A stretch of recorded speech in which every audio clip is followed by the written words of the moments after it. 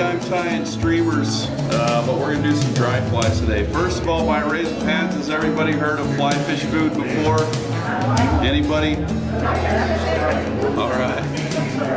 We just started a shop. We've got a YouTube channel with over 300 videos on it. It's all free, and we kind of specialize in creative yet effective flies. So my business partner Curtis Fry, you probably heard of Curtis before. He's out of town right now, so he's off the hook. So I'm gonna have to tie dry flies for him. Anyway, if you guys have any questions or interruptions or anything, just let me know as we get tying, and I'll do my best to answer them. Okay, this pattern is kind of a mix between just a general attractor and an ant pattern. I'm going to tie it with cinnamon colored foam, so I call it the cinnamon toast ant. In the vise I've got, I think, a size 12 or 14 scud hook. I can't remember which one I grabbed. And I've just got some UTC 70 spooled up here. That is weird. Is it better now? It's fine for me. I'm not looking at the screen.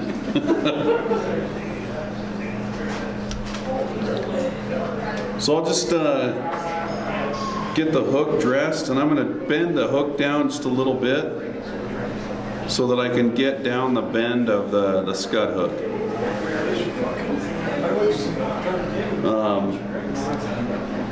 And then I'm going to tie in some foam right about right here. So this is 2 millimeter. I think this color is called root beer by Hairline, or some other companies call it cinnamon. And I'm going to cut a strip of foam roughly equal to the hook gap. It's about like that. And I'm just going to tie that on right here, and then I'm going to take my foam or my thread and wrap backward. This flies a really simple pattern. Oh, the other thing I was going to say is this fly selection that I've come up with tonight really plays into the presentation that Cody and Bryce are going to give later. They're dry flies for Savery Creek. This stuff will work there. So that's kind of why I chose to do dry flies. Even Bryce can catch fish on these flies, so they're good. All right, so it doesn't have to look super clean right now because I'm going to cover that up with dubbing, and you could just use your favorite dry fly dubbing or ice dub or whatever, but this is rusty spinner colored beaver dub. And just I'm going to dub it enough to just cover up that foam.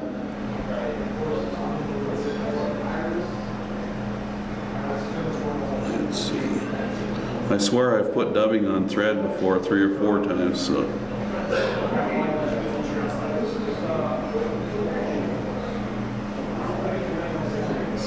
Need a little bit more.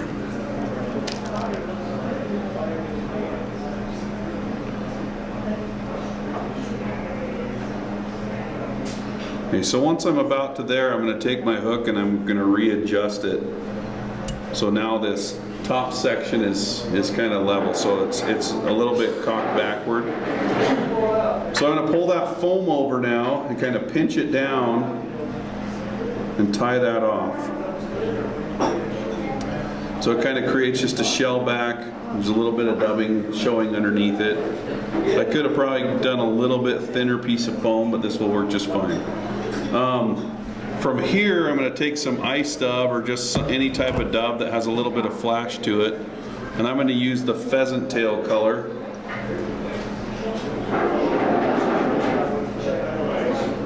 And I'll take that dubbing now and wrap toward the eye. So I've got a little ball, it's kind of a hot spot type thing. Then I'm just going to pull that foam over.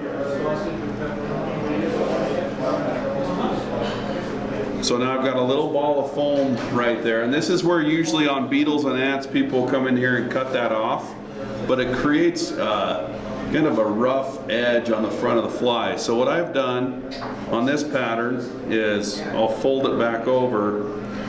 But what I'm going to do is I'm going to take my thread, advance my thread back to that tie down point, and now I'm going to just pull that over kind of tight. So now I've got a double layered head. It's going to float a little bit higher than the rest of the body.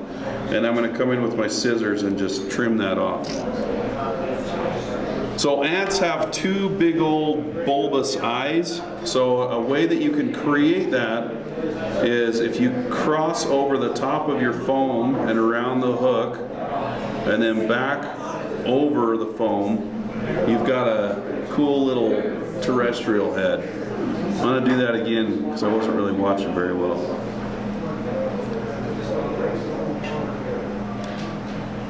Evened it out a little bit. So you'll see when we pass this fly around, I'm going to color little black eyes in it.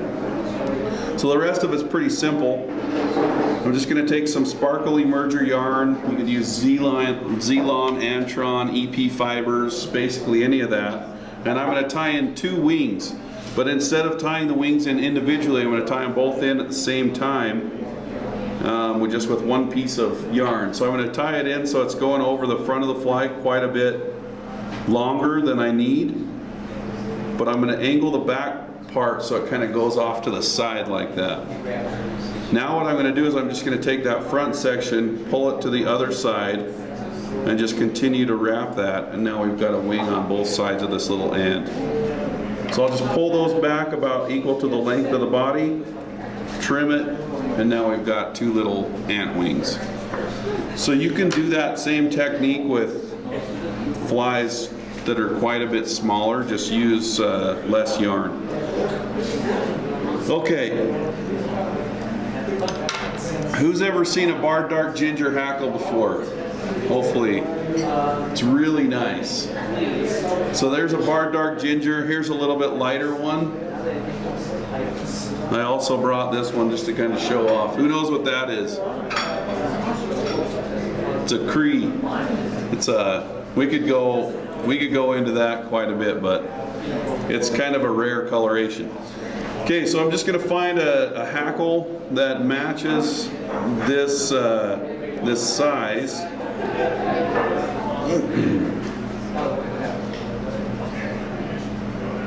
That looks like a good one.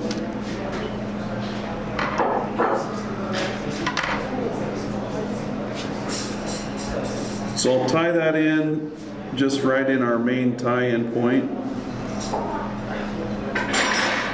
and just wrap the hackle forward.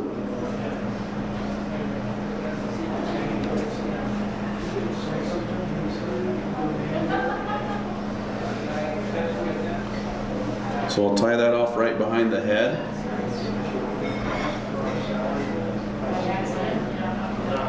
Then I could whip finish it right here. But what I'm going to do is I'm just going to take my thread and I'm going to go down that little angle that I put in the head and take it to the front of the hook or to the eye, and I'll just whip finish that.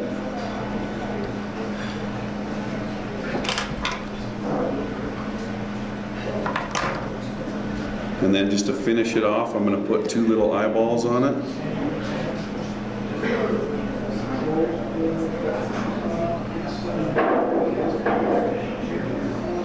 Just like that. So that's called the cinnamon toast ant, and I tie it in about size 10 down to about size 16, and it works really super well. Any questions on that one? You all get it?